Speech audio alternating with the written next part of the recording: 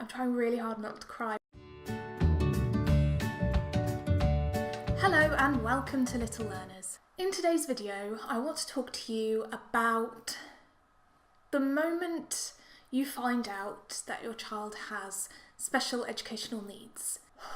Okay, I feel like this is going to be a really difficult video to film because it makes me feel quite emotional. And I suppose that is a feeling that a lot of people get around this topic.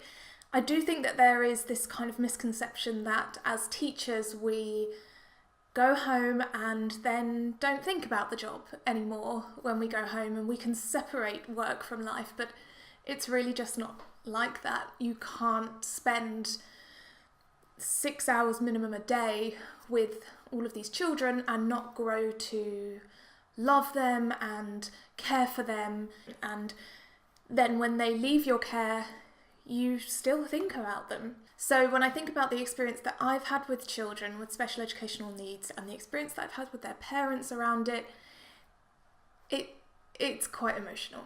By the title of this video you will know what kind of the point of this video is, and I know first of all that a lot of you out there do not need me to tell you that it's okay if your child has special educational needs. You know that already. But this video is for any parents who are at the beginning of that journey of finding out that their child has some kind of additional needs.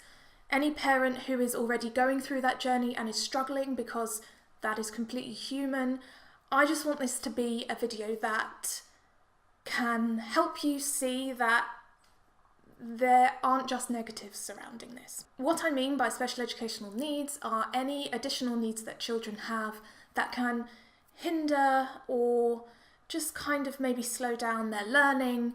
They will struggle with certain things at school or with their development. Special educational needs and disabilities, we should really say special educational needs and disabilities now, so instead of SEN we say SEND instead, because of course any kind of disabilities are also a special educational need, and lots of learning difficulties are classed as disabilities. So I don't think we've actually managed to find a term yet that is all encompassing around all of the very, very, very different and many difficulties that children can experience as additional needs, but I suppose we're getting there.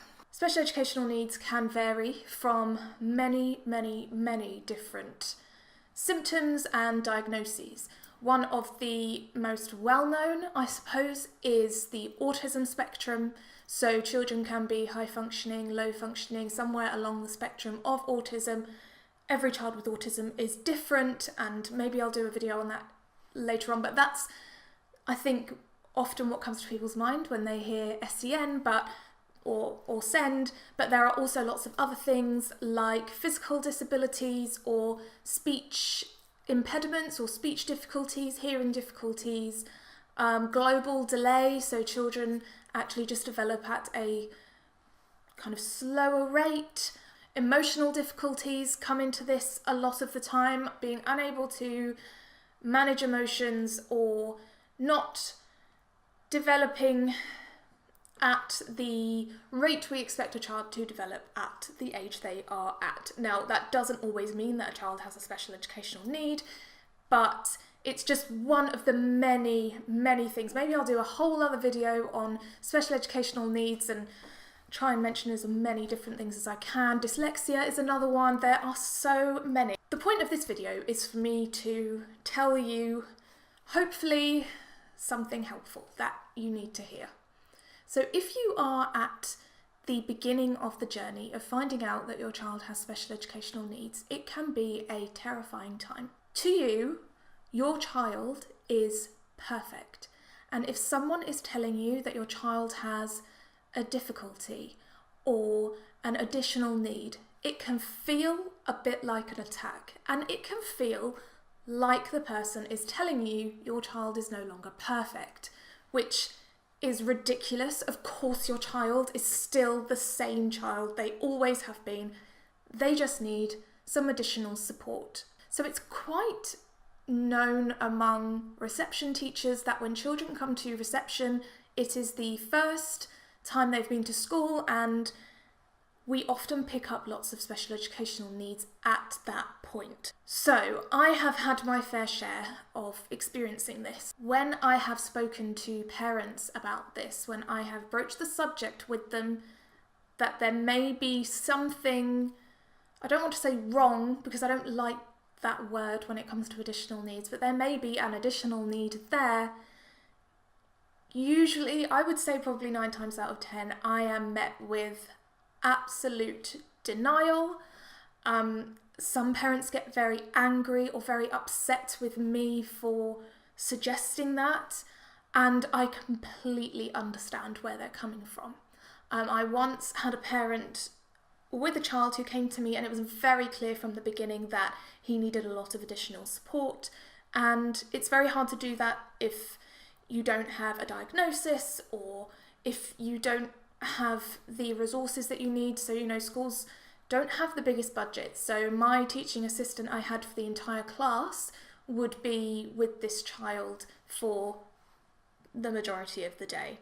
And I did speak to his mum about this, and I could tell she really wasn't on board. So I thought, you know what, we'll back off a bit, because there is no point in trying to start this process if mum really doesn't want to hear about it. So a little bit later on in the year, mum came in to help out in class and noticed that her son was receiving additional support, and I got a very, very angry email from her later on in the day explaining how upset she was and disappointed she was that I had made it obvious to other children that this child had additional needs because he was getting additional adult support, and she basically didn't like how I was dealing with it.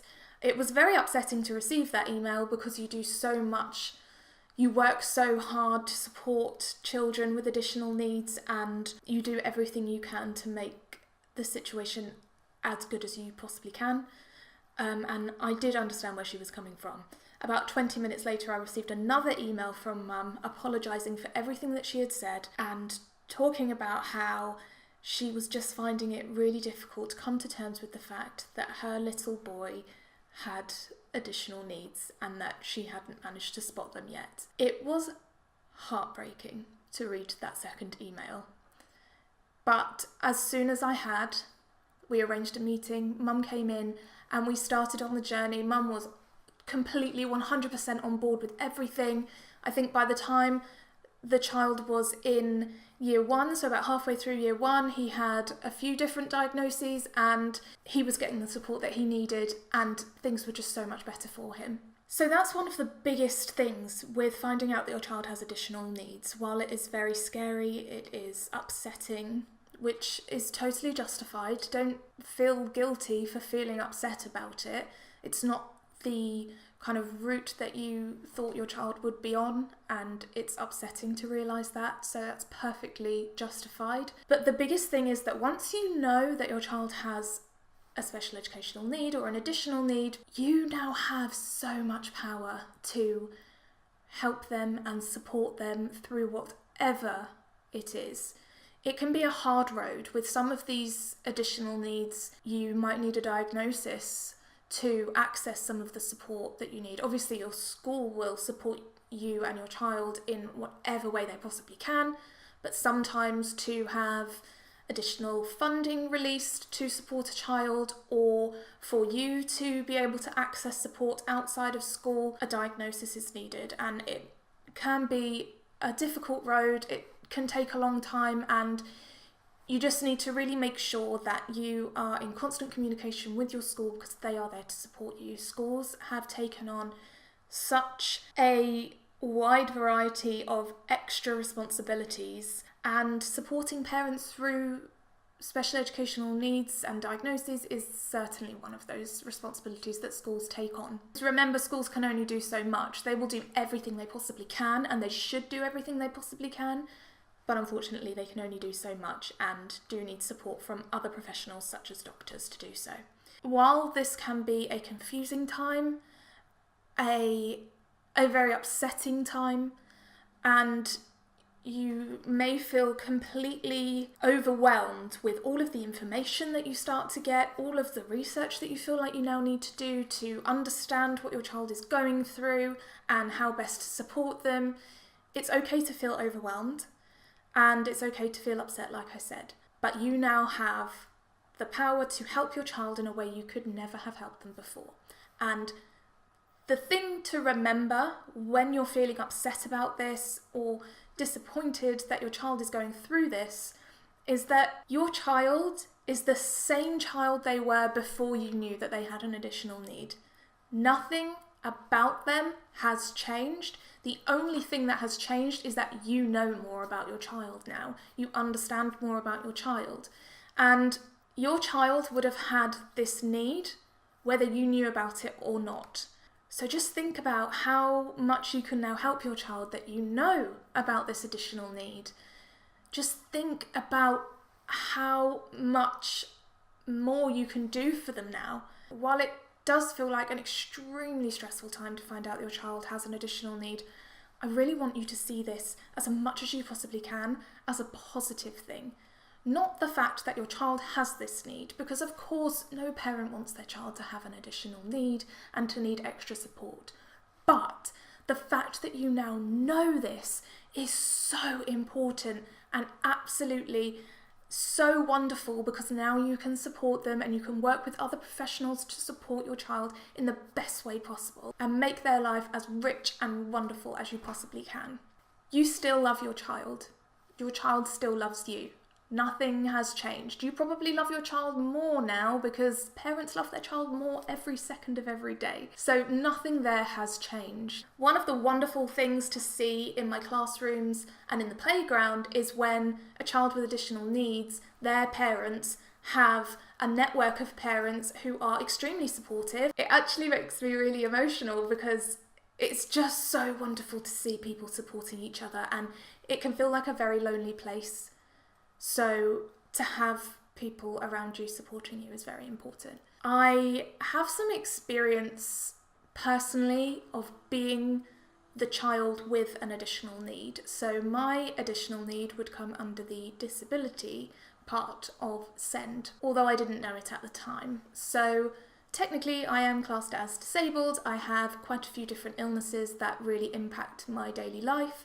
I won't go into it now. If you really are interested, then I'll do a video on it at some point. So when I was about 14, so obviously much older than the children I teach, but when I was about 14, I started to get very ill and no one could figure out what was going on with me. Some of my symptoms were kind of embarrassing, and so I didn't tell any of my teachers and I didn't tell any of my friends. My parents were confused, upset that this was happening to me, angry that they couldn't work out what was going on and that they weren't able to support me in the best way that they could because none of us knew how. I missed a lot of my lessons because I had to leave them when I was ill, and that was a very lonely time and very upsetting. It went on for many, many years until I started to get some more diagnoses and I started to get some medications that could help or methods to manage certain things. There are still parts of my illnesses that we don't understand yet, and so I'm still going through that. But having gone through all of that, I know the value of knowing how to help someone. So had I been diagnosed with my illnesses when I got them at 14, my parents would have been able to support me in the way that they wanted to. My doctors would have been able to support me in the way that I needed them to, and my experience of school life would have been a lot more positive. So I'm not saying this as a sob story or anything. I just want to really get across how lucky you are if you do know what is going on with your child, and if you do know that they have an additional need and how to support them with it, how brilliant that is. I also just want to make very clear that any child with an additional need is still just as important of a human being as anyone else. I know that their parents really don't need me to say that, but there are people in the world who do need to hear that. And they live just as a full life as any other child does. They may have different milestones to other children. There may be things that other children do that they can't do yet, and it's perfectly normal for parents to compare their children to other children. I see them do it all the time, but when your child has an additional need especially, you need to just compare them to how they were yesterday. What can they do now that they couldn't do a week ago? I once had a child who, for months, amongst many other things that he struggled to do, he could not do up his coat.